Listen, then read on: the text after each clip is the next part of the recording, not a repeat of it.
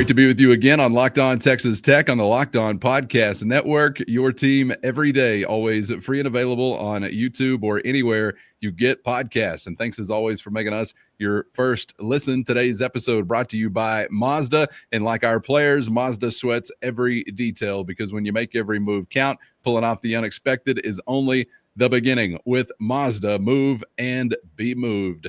With the only Chris Level, I'm Casey Cowan, back to move you in a mailbag way. It's a Locked On Texas Tech special edition, diving into the Matador Mob mailbag. Your questions, our answers, or at least best guesses. Away we go, Chris, because we got an overflowing mailbag once again. We'll get to plenty involving the matchup, obviously Saturday with the Houston Cougars coming up Saturday night at 6 o'clock. Want to get to some questions regarding some significant events elsewhere in the league as well. We'll also touch on some interesting names remaining on or maybe showing up for the first time on some initial availability reports this week. And that's where we begin the conversation, because availability report in and of itself may be an exaggeration. That's why I'm going with availability report-ish. Here we go again. Hijinks shenanigans afoot. Adam, Glenn, Mitch, Barry, Seth, Rachel, Kirk, and probably some I missed, asking about what we have seen so far this week, Chris. Is it looks like Houston is playing the same games that Utah was as we were most recently in action a couple of weeks ago. Texas Tech still putting cards on the table, but obviously the question's piling up as to whether or not this could lead, if it continues, to a shift or a change in strategy from a Red Raiders standpoint. So there's a lot to process there. What have you made of what we've seen this time around? It's peculiar. I did notice this is which one of these is not like the other? This is the only availability report out there that's like this. Maybe this is just the way it worked out, or there's game plan going on. I will say I don't look at this with the side eye that I looked at the Utah one, simply because I don't think Coach Fritz has operated like this. He releases a depth chart. He's talked about some different players being injured and out for the year, and he's not really. So I guess what I'm saying is maybe I would look to give him the benefit of the doubt, or their outfit a benefit of the doubt, as opposed to the Utah scenario. And I think that Willie Fritz has earned that right, and I think Kyle Whittingham has earned that right. I mean, Kyle Whittingham he's unapologetic about it. I mean, he doesn't care. He's got 1 or 2 years left, and what are you going to do? Oh, you're going to reprimand me, or you're going to fine me? Oh, so what?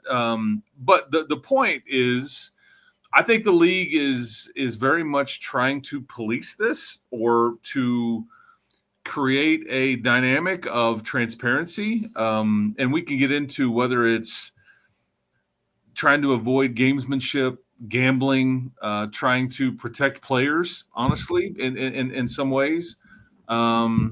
But I think they will continue to police it. I guess I just don't know that I'm looking at this one the same way as I was 2 weeks ago.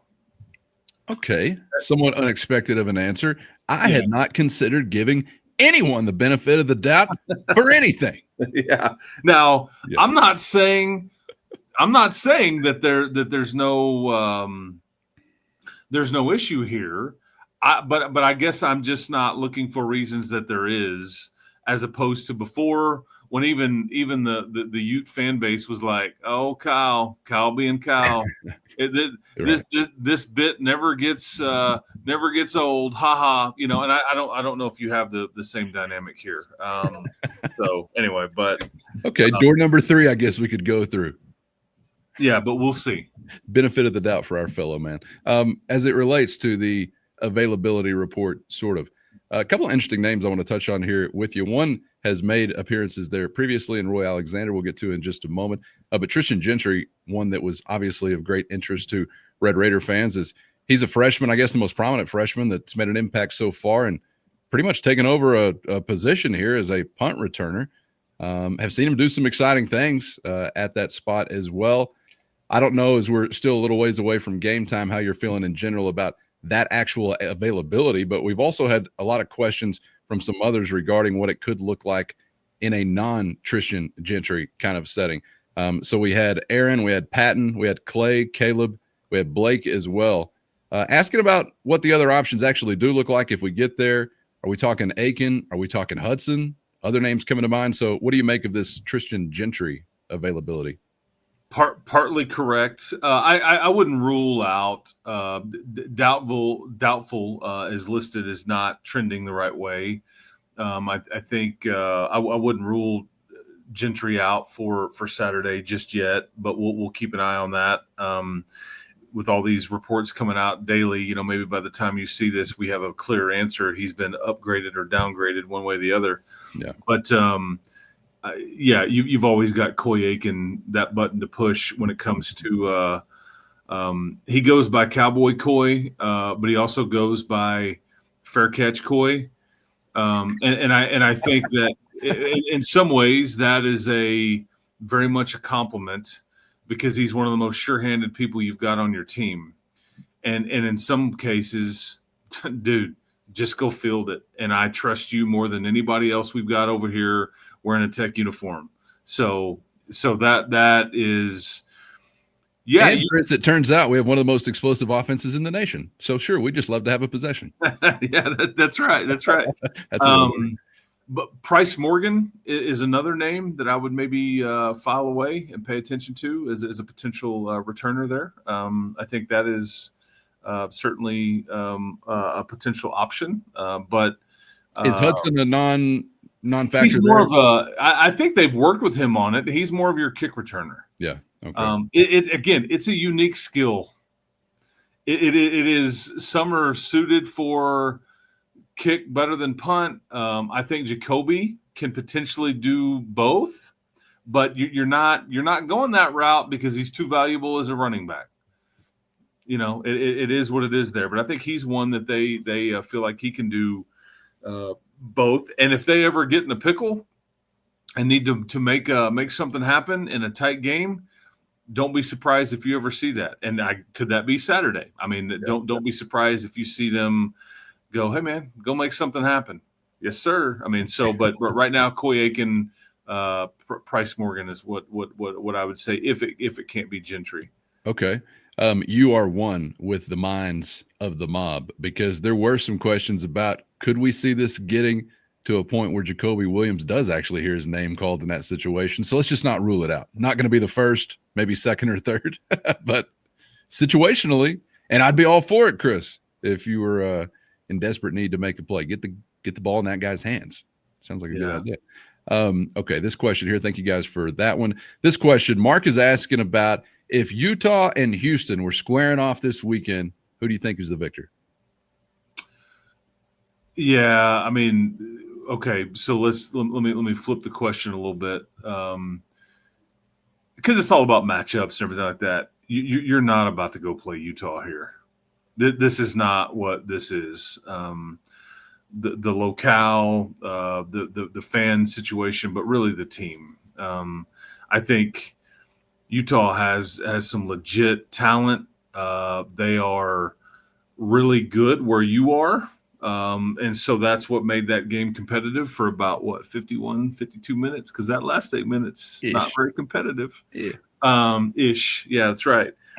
This is where, I mean, Houston's not, they're not terrible. They're not, I mean, they're just okay up front. They're probably better on their defensive line than their offensive line.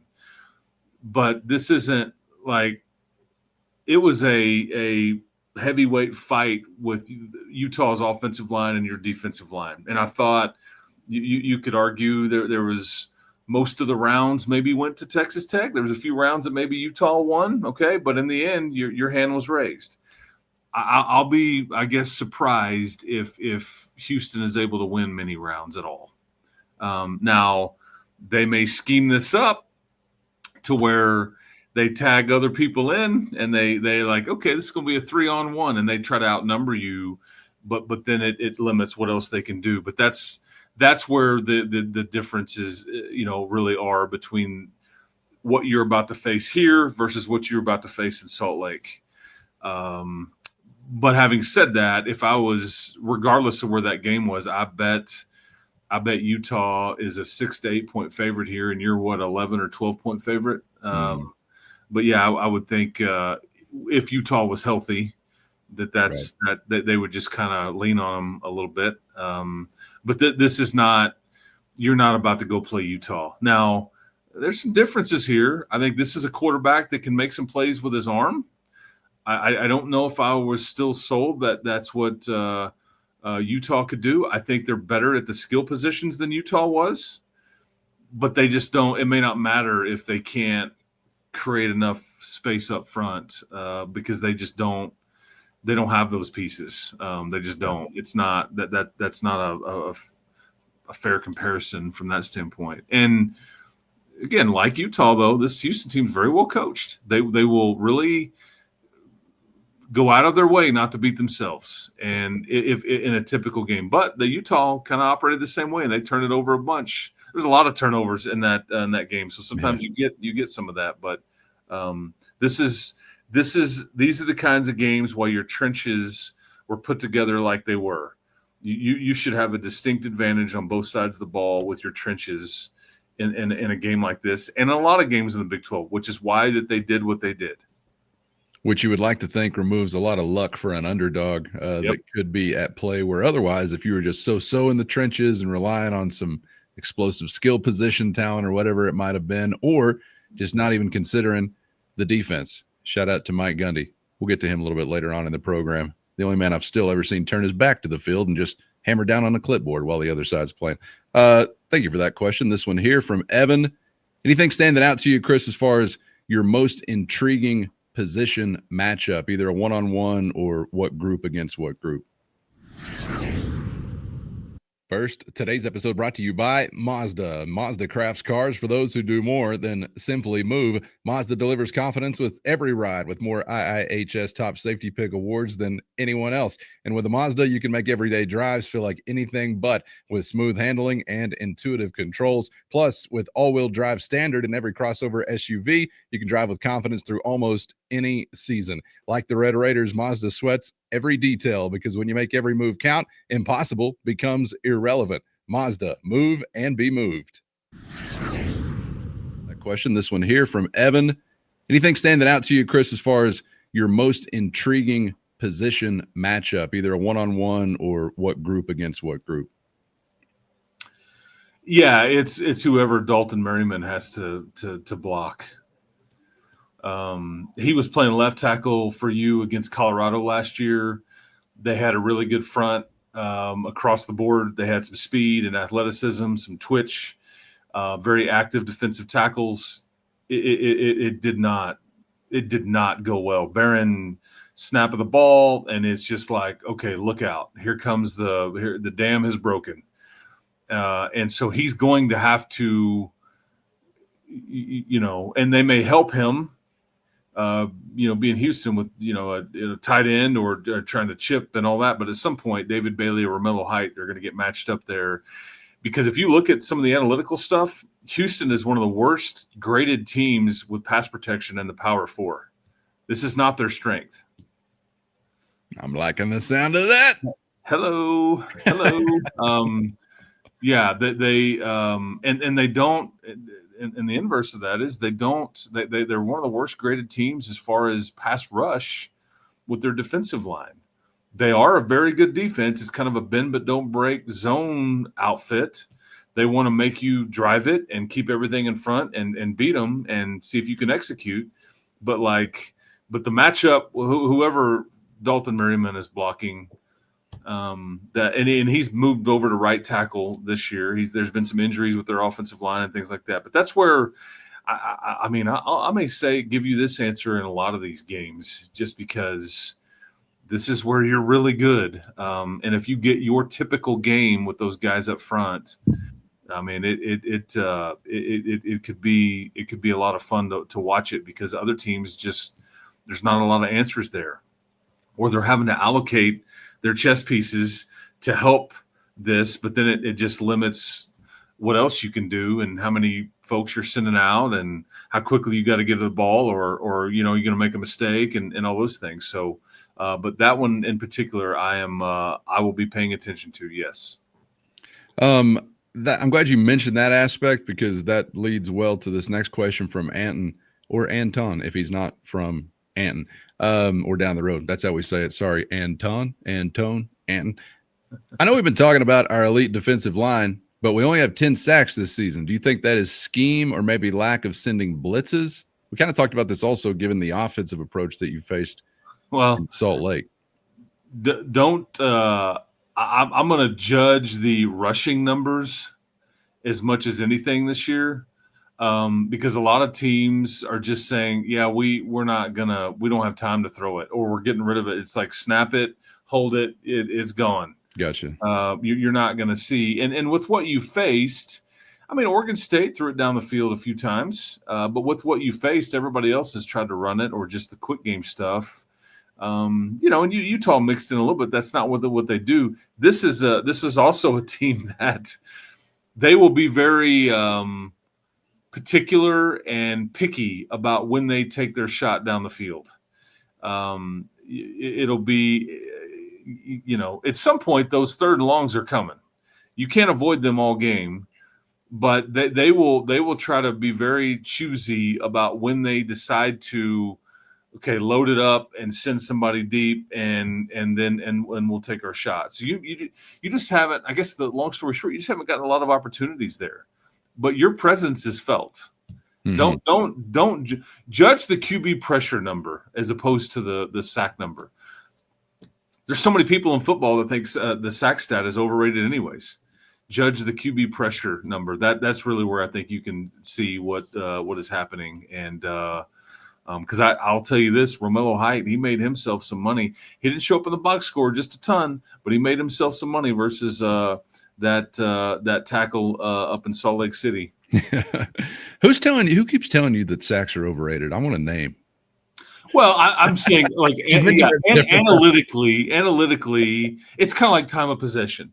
Oh, we're talking about these little computer guys. Okay. Well, I still prefer killing the quarterback. Yeah. Some people weight it heavily, others, but like the QB pressure thing is a real number that can show up even when a sack doesn't. And that's what I'm saying. Well, you're also making a good point too about they need to let us know when we would have passed it, but we ran it instead because we thought we'd get killed. That's hard to gauge. Yep, that's kind of like how many 3-point attempts does a team have above their average when they're facing a great shot blocker or something like that? Yeah, that's right. We just chose to go ahead and settle out here. We're good with hammering our head up against that wall. That's an interesting point to bring up, and maybe something that's kind of hard to gauge, but maybe we start noticing week to week that is actually playing out before us. Thank you for that question. Bobby, Jared, Lance, and Ray all asking about the other name I mentioned a moment ago, Chris, Roy Alexander. Do we know what's been lingering with him from a injury or dinged up standpoint? First, today's episode brought to you by FanDuel. The NFL season is here, and FanDuel is making sure you're ready for kickoff with a can't-miss offer. Right now, new customers can bet only $5, and if your bet hits, you're getting $300 in bonus bets to use all across the app. Player props, building a same-game parlay, or even jumping in live as the action unfolds. Any way you like it, FanDuel has you covered, and it's quick, easy, and secure every time. Ready to play? Download the FanDuel app now by visiting FanDuel.com to get started. That's FanDuel.com to place your first $5 bet. Bobby, Jared, Lance, and Ray all asking about the other name I mentioned a moment ago, Chris, Roy Alexander. Do we know what's been lingering with him from a injury or dinged up standpoint? Yeah. Yeah, I'm probably not going to – it's short term. Good enough. Yeah. And I'm waiting for him to kind of – and I guess there's a point where it's like, man, we're kind of over the hump here, but I'm kind of waiting for him to debut because I think that he's got some versatility to him on different things that he can do because I think that you start asking about Jacoby. Well, I don't know if Roy has played his best football since he's been here yet. I think that they're, but I do know that they have a variety of things that they think he could potentially do and help with, which stems from it's not just slot receiver, but it's as a returner and as a running back. It's really like He's not as dynamic as a guy like Jacoby. Few are, but I do think there's a variety of things that he could potentially do for you if he can get right. Gotcha. Yeah. Okay. Thank you for that question. Ronnie is asking about going back to last year. Anything that you've traced as far as a common thread or what stands out to you for Houston when they were able to find success and get over the hump? You talking about their wins last year? Yeah. Okay. So I've been asked about this a little bit because what Houston under Willie Fritz, this is kind of until they prove otherwise, this is kind of really going to be what they are. They are going to, I think, be well coached, not necessarily flashy, occasionally flashy, but not majoring in that. But they just don't beat themselves. And this is what Willie Fritz did at Tulane. I mean, look back no further than when they played in the Cotton Bowl when Tulane made it and played USC and Caleb Williams, who had all kinds of talent. This is the number one pick in the draft and all the things. Tulane got it done that day. They figure out a way to shrink the game or make just enough plays or just not screw it up and all that. One of the things that it's been brought up to my attention or this week is that, like, I think it was a pretty flat crowd last year when I think Utah and Kansas State played in Houston. I think it was a pretty flat crowd on I think this was a Friday night in Fort Worth, Texas, whenever Houston pulled off an upset against TCU, which were their 3 big impressive wins. And you kind of, if you're Houston, you kind of take advantage of that. Like the other team gets lulled to sleep, not a lot of juice. Utah and Kansas State used to playing in front of packed houses, a lot of atmosphere. You show up to Houston, a team with nothing to lose, and stands are not real jumping, and you kind of get lulled to sleep, and then before you know it, it's like, we lost. I think the same thing happened on a Friday night in Fort Worth. This will not happen Saturday night in Houston with Texas Tech. The Houston fans are turning out, you're saying? Cougars. Some. Oh, you're not saying that. I think Texas Tech will end up selling the stadium out. Houston will get to claim it as a sellout, but I think that because of you've seen it, their athletic director is kind of the old tip of the cap. Yeah. Hey, folks, you might want to show up early. Hey, folks, we're trying to do our part, but we have a larger number than normal of visiting fans showing up. So the atmosphere should be there. Like, there should be no getting lulled to sleep at all. So if it's bye-week blues or whatever, it's not going to be because the atmosphere is not there. But this was a common theme, in my opinion, last year when Houston found some success. I'm not trying to take away from what they did. I think Willie Fritz is a damn good coach. But sometimes this happens, and you can get lulled to sleep a little bit, but you won't. There will be none of that on Saturday from an atmosphere standpoint. So the silent scare can be a real thing, is what you're saying. All right, and it's never going well ticket sales wise if the AD at some point midweek is having to say we're doing our best. I guess I will give them some credit, or maybe just credit for being dumb and not that clever, but at least Texas Christian was able to find a way to cleverly but cowardly hide their stuff from us. And I guess the University of Texas tried that one time, Baylor, etc. I don't know if Houston's just like, are they a rube, or they just didn't know how to do it, or they're just too damn nice, whatever.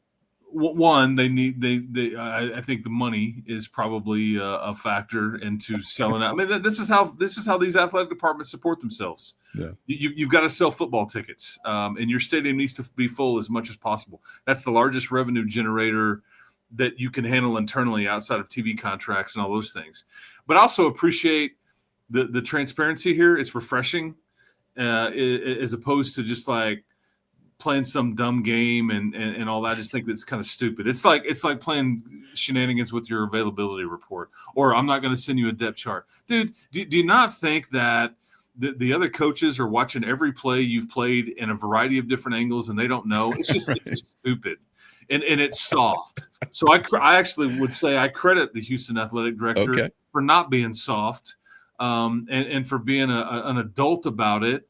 And realizing what's in front of him and the reality of the situation, as opposed to some of these other wussified folks that like want to play some game and like hide a code and Right. get up in front of functions and go, please don't sell your tickets to the Texas Tech fan base. Like, please don't allow this to happen. Like, we beg of you. I mean, come on, man. What are we doing here? But you know what? Shout out to Coug Nation, man, for having an AD and a leader that's willing to tip his cap and say, yes, we know what's happening. We're trying to do the best we can. To the folks that are showing up, please show up early. We're going to try to get you into the stadium as quickly as we can. Okay, I'll wow. and not the benevolent Chris Level today, giving credit, benefit of the doubt. Yeah. What a friendly. I know. But these are my thoughts. I agree with a lot of thoughts you just expressed.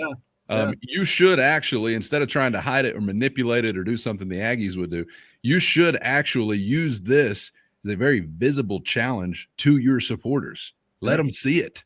I mean, I don't really know that the manipulation angle does anybody any good, especially when eventually the tickets are just bought by the opposing fans anyway. And then you've got the cowardly label. And then you just also were bested and we filled up the arena or the stadium regardless. And speaking of athletic directors, I can't remember his name, but I want to tip another cap to another athletic director. This has got a loose Texas Tech tie to it, but whoever is leading the athletic department in North Texas, shout out to you, sir, because I don't know if you saw this, Cowan. They have a monster game coming up a week from today. I guess it would be against South Florida.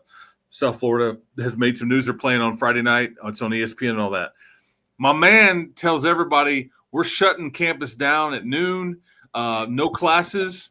He even says in his official statement, I really hope that managers of businesses that have North Texas students working for them will be amendable and will work with your students so they can get to the pregame festivities. It's going to take all of us. Again, like this is what this stuff is about, man. Like run toward it. Don't be afraid of it and shy away and try to play the holier than thou card. Like, no, we're gonna hide our ticket sales.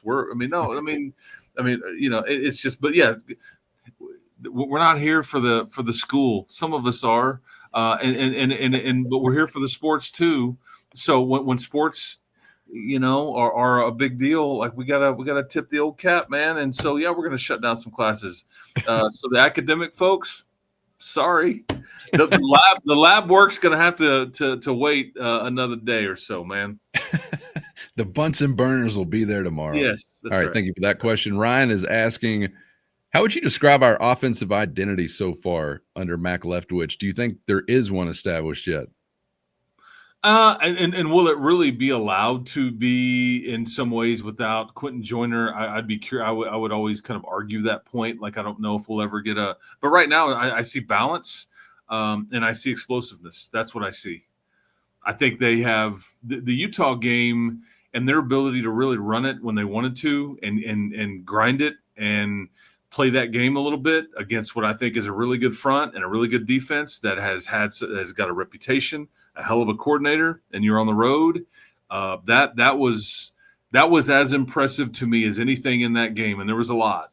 But the ability to grind it with who you were doing it with and who you were going against, but then the explosiveness is just there. I just think that the verticality to the passing game and all those things. But I think right now it's explosive and balanced, which is a pretty fun little combination.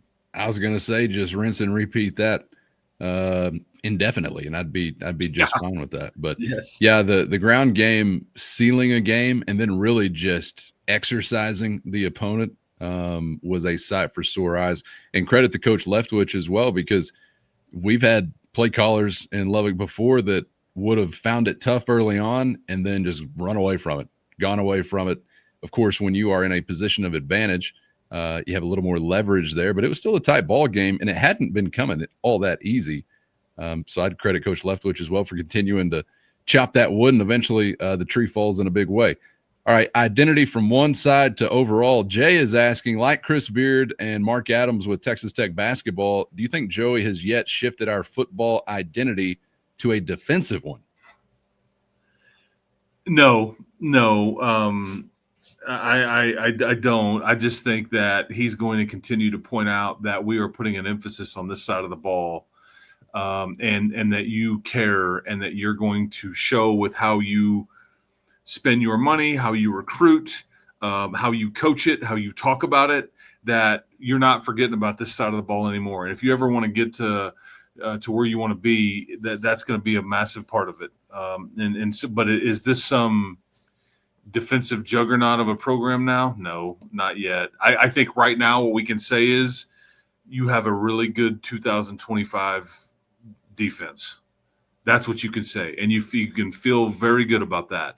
Is it the best defense in the country? Probably not. Is it amongst the top 5 or 10 to this point? Absolutely.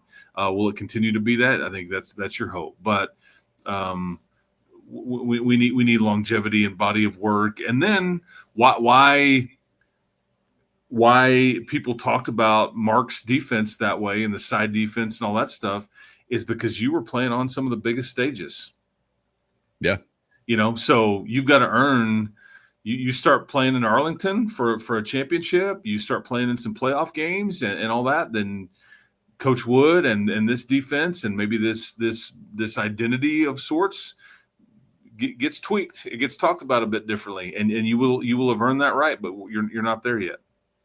All right, thank you for that question, and I would agree with you, Chris. I think still pretty early for that kind of thing, but emphasizing it, prioritizing it, planning your work and working your plan kind of thing. It's refreshing to have that emphasis back there, and so I think you are going to see some good things as a result of that.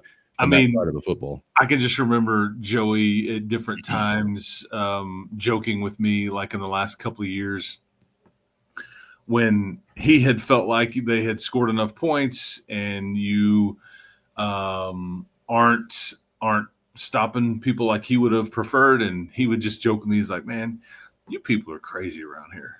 I'm like, "What do you mean?" Yeah.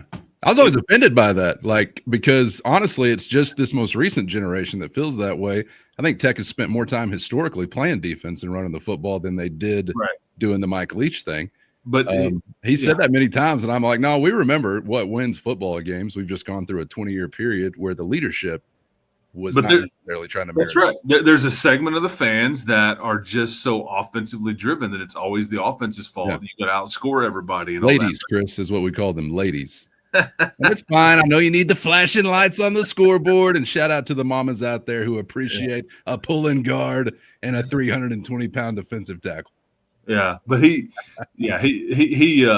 mean, correct me if I'm wrong. I think in this post-game interview on the field against Utah, I think was the first thing he said. We play defense at Texas Tech. Yes, he did. I think, and that's intentional. That's on purpose. That's a hello, and I think you'll continue to see them. But it drove him crazy in recent years, just not being able to have 31, 34 or whatever be enough. Like, what are we doing? Like, what is this mind-numbing game that we're trying to play that's not enough? Like, because that's just who he is in his heart of hearts. He is a defensive-minded linebacker, grind it out kind of guy. And he knows that the fans want an explosive offense, and that's what the roster is. So that's what they're going to continue to try to put out there. That was that way, that is this way, and it will continue to be that way. But he just never could get over like the TCU game, for example, last year. Yeah. What was it, like 31-13, 31-14, something like that, with 6 to go in the third? That one bothered him more than the Colorado game did, I think. Just because at what point is it enough, And so anyway, that's funny too, because I just say, brother, we've only begun to defile ourselves. We've lost 50-point games. You think 31 is outrageous? Try putting up 42, 45, 50, whatever, and still taking an L. But I'll speak for the entire fan base, Coach. If you're listening out there, we don't care at all about any offensive statistical glory. We want to score points, and just one more than the other people. And yeah, I know that it kind of is frustrating for those who understand defense wins championships in everything, not just football, everything. Better defense beats better offense. It's always been the case, and it's kind of frustrating because you already have the answer, but people bend themselves into pretzels trying to figure out some way, I guess, to achieve some things. It's like if you know to get 4 from 2, you just need to add another 2, but nobody else does, and they're racking their brains how to figure out to get the 4. It can probably be mind-numbing at one point. Guys, we know the answer. And I mean, play D. I'll never forget, Cowan. Like, I'm getting on the plane to come home from the bowl game last year in Memphis. You have a lot of this recruiting class was put together, portal class wise, and Arkansas had their way with you. And I just remember somebody saying, "We won't ever look like this ever again." And next time people see our team, it will look like an SEC team. And I knew what that meant. And there's a lot of layers to that statement, but what they were trying to say was physically, and I think also the style of play will look like what. And I hate to compare that league because it offends people, but this is the reality of it.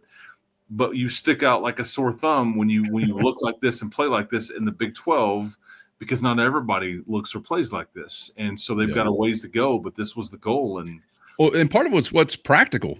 What type of personnel can you even get on the roster, which is why, the creativity of Mike Leach and some others have benefited those programs at that time. I get it. But you had to always kind of have that feeling that we know where our ceiling is, because you're not playing defense all that often, or you're not running the football. You're not sound at the offensive line of scrimmage, whatever it might be. But and I don't think the SEC in their infinite brilliance just figured something else. Here's the secret. They are in the place that produces the most fat people. What do you need in the trenches? Not necessarily fat, but huge people. That's their HQ, Atlanta, GA, baby. So you just throw a rock in any direction. You got a fat boy somewhere. If you can get him in the weight room and get him to pass a class here or there, or not, you can probably get him out there and on the defensive line or offensive line have something to work with. So forget the credit for the SEC. I'm too triggered. It's the end of the show. Let's calm down, sort of. All right, one more, Chris, before we get out of here. We're going to switch gears because this has been kind of a popular question regarding something significant elsewhere in the Big 12 conference. Eric is actually the guy asking us about what's going on in Stillwater, Oklahoma. Can you fill us in on a prediction for the future as it relates to the Cowboys? And also, was there a Texas Tech coach that was ever a serious or still could be candidate to replace Mike Gundy? But to hear the answer to that question, you'll need to be a Matador Mob insider. So hit the show notes, find a link to a free 14-day trial. For those on the outside, this is where we leave you. Make sure you're subscribed on YouTube or anywhere you get podcasts so you don't miss a thing, and become a Matador Mobster today for less than a cup of coffee a month so you can get the full Mailbag experience next week. Hope everybody has a great weekend. Thank you so much for a fun week. Chris, we're on to the OT, man. Appreciate you, and we'll continue our conversation next. See you in H-Town. Wear red or hang with us, and we'll tell you goodbye again in about 30 minutes with some more good stuff. But yeah, if this is where you leave us, see you in H-Town. You're supposed to wear red, guns up, and yeah, here we go. Another big one. Yes, sir. Can't wait. The Battle of Unbeatens, the only one like it in the nation, actually, this weekend. Travel safe if you're making the trip down south, and appreciate your time all week long. For Chris, I'm Casey, and as always, we hope to see you back for the next round on Locked On Texas Tech.